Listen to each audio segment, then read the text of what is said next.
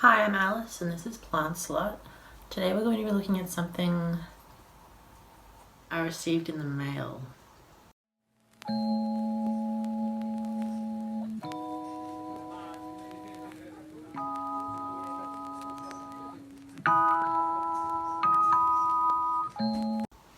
So this is a Rhynchostylis gigantea orange seedling, or at least it's supposed to be.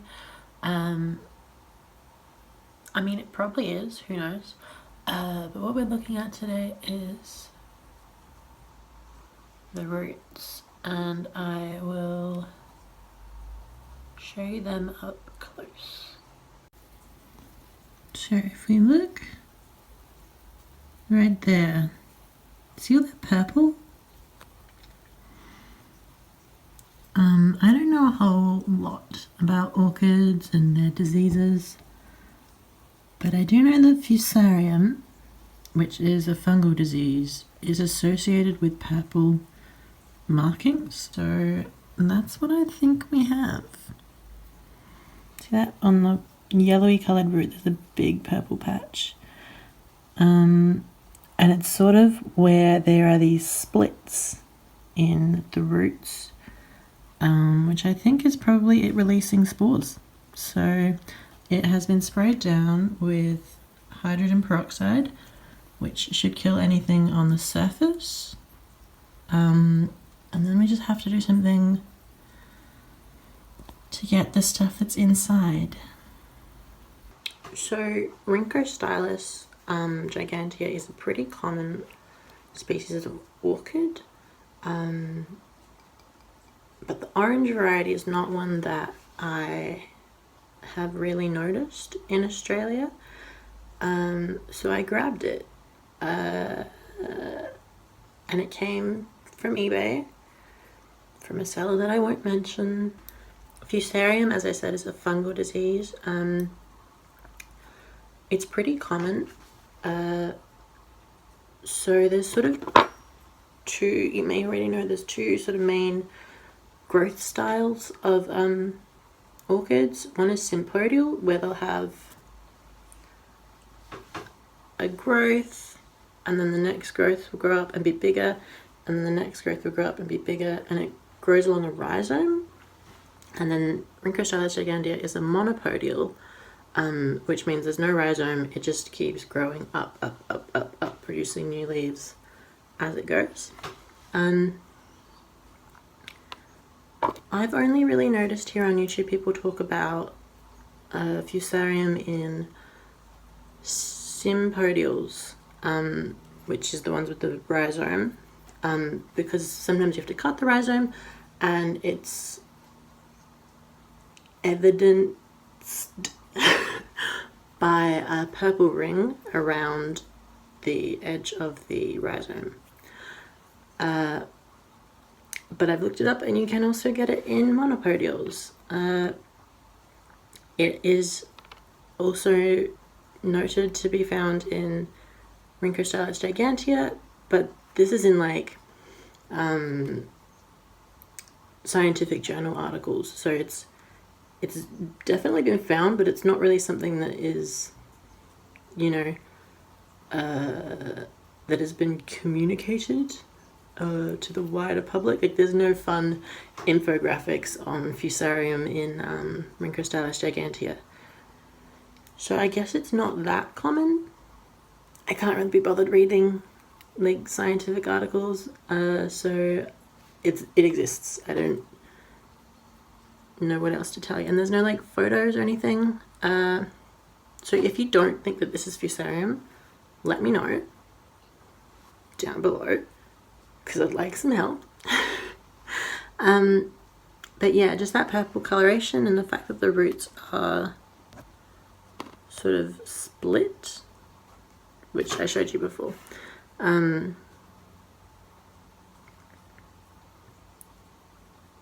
is concerning, because you can have orchids with purple roots, which I might have an example of.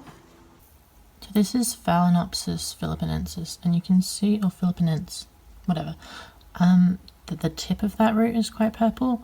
And this is typically how you'll see purple roots, is like a patch or like a large area or the whole root.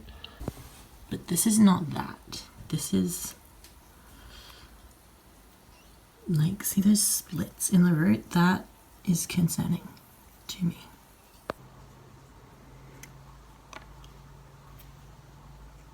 So Fusarium, like I said, is a fungal disease. Once it gets into the plant, it travels through it, and in a sympodial, once you've treated, it can grow away from it, and the new growth will not have the disease. I'm not really sure what happens in monopodials. So I guess this is an experiment. Hopefully it can grow away from it and use new roots as its food and water source, but I don't know. So how does it get into the plant? Like, you know, you've just got a happy little plant growing, and you know, it's not magic.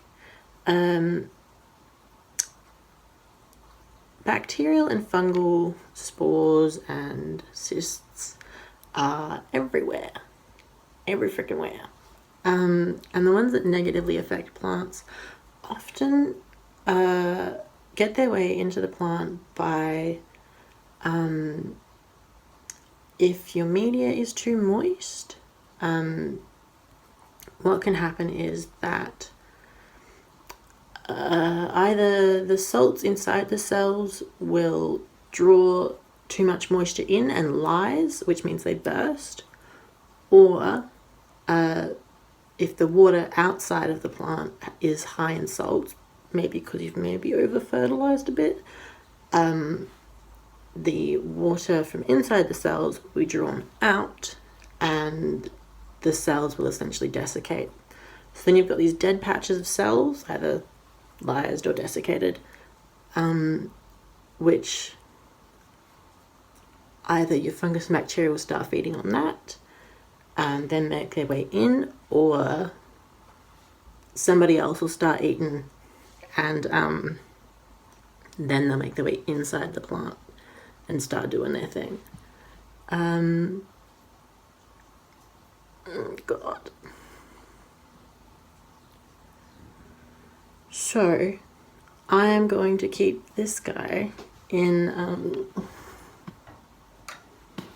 moss, but with quite a bit of perlite, and I'll try and keep him pretty dry, just moist, because I don't want,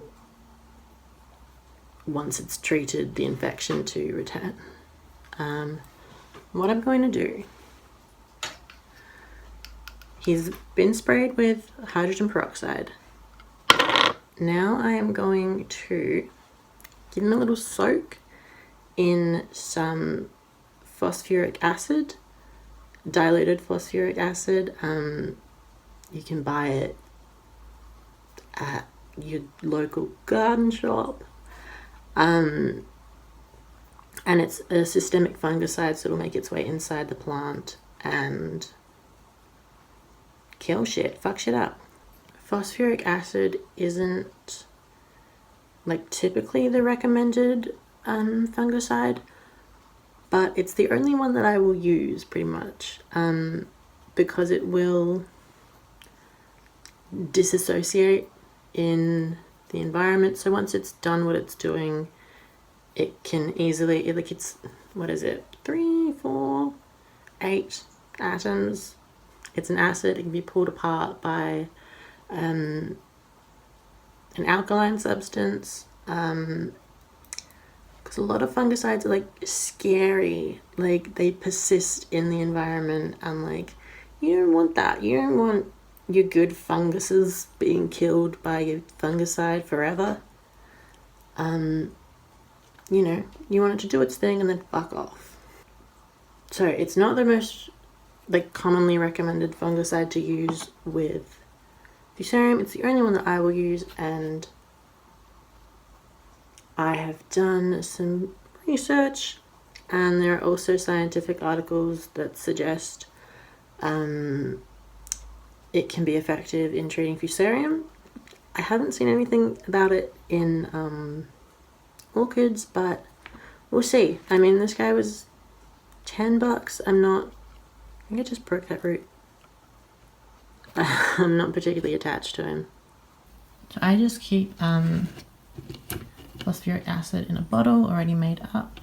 It is made up to the seedling amount that was on the packet, and I've poured a little bit in here. I'll just show you those purple patches one more time. So these older roots are, like, that one seems desiccated, but this is a little bit firmer. But that main root is also the one that's got the largest purple patch. You can see in under there. And this split, like that split seems strange, to have a split and it be purple. Like that's not normal, right? So yeah, if you think this is something else and not Fusarium, let me know what you think it is. I'm just going to not do that. Just going to sit the roots in there, and now I'm going to dry off those tiny little baby leaves. Yeah, I'm just going to try and let the roots soak up some of that diluted phosphoric acid. Okay, so I've had them sitting in here for like 10-20 minutes. I've just trimmed off the roots that were dead. You can see that little bit there that was starting to branch. I think that root tip might be active, which is good. I thought I'd just mention, for those who aren't really into orchids, this little guy will probably take somewhere between 5 and 7 years to actually flower. So if you are, I mean, that's cool with me. I have quite a few seedlings, which, you know, I'm planning on growing for the next 5-10 years. But if you're looking for immediate flowers or anything, obviously don't buy a seedling. So that's how he's going to look. I'll chuck this out, but I will re-soak him probably 2 more times, about once a week, just to make sure that anything that does come back out, just in case any spores that do germinate again inside the plant will then be killed again. He is going to live here on this shelf next to Paphiopedilum, which is also recovering. And I thought I should just talk a little bit about what Fusarium will actually do to the plant. So what it does is it enters the roots or the rhizome, and it lives in the vasculature of the plant. So it'll be stealing things like sugars and nutrients that the plant has made or is going to use itself, and that slows down growth. But actually also, because it's living in the vasculature, it creates blockages, and that slows down how much water and nutrients can pass through the plant, and so it'll slow down growth, and then eventually the plant will die. So let's hope he recovers. Thanks for watching. Yeah, subscribe, like, whatevs. Comment below if you have any idea what's going on here. And yeah, subscribe for updates, I guess. Bye.